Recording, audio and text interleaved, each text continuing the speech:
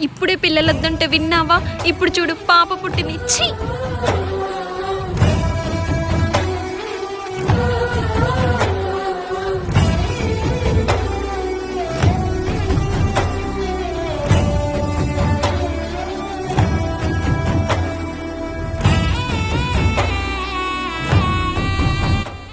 అను నాకు కొంచెం పని ఉంది, నేను బయటకు వెళ్ళొస్తా.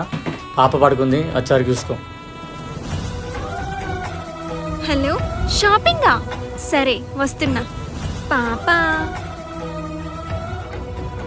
హలో, నేను షాపింగ్ వెళ్తున్నా. పాప ఒక్కతే ఉంది.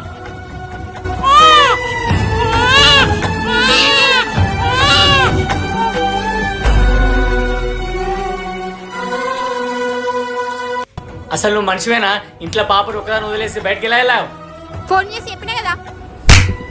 అసలు నువ్వు ఆడదాను